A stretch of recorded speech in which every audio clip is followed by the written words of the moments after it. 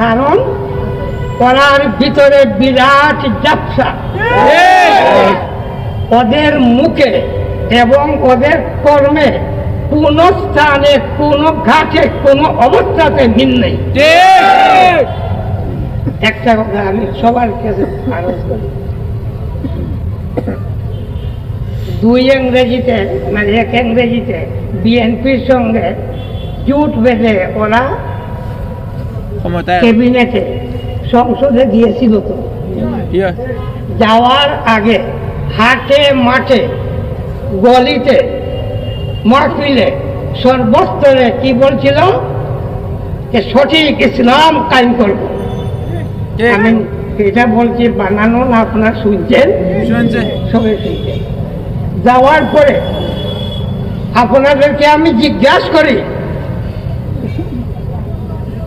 এই দেশে মদ আমদানি করা হবে, ওই রেট কত হবে, কি কি হবে না হবে, সংসদে এই বিল পাস হয়েছে না পাস হয়েছে না?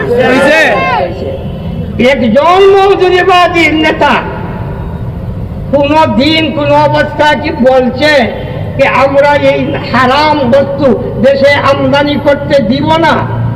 বলছে জানেন যে বাইরে একটু আমাকে বলেন।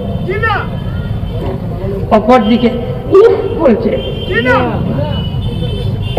এই দেশে এই বছরে ক্যাবিনেটে প্রস্তাব আসছে এই বছরে ব্যাংকের সুদ কোন হারে দিতে হবে, কেমন করে দিতে হবে, এই সেই প্রস্তাব পাশ হয়েছে।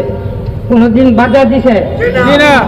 বলছে এই দেশে বেশ্যালয় হবে, ওইটা নর্তকী থাকবে, ওদের রেট কেমন হবে, ওইটা পাশ হওয়ার সঙ্গে বলছে।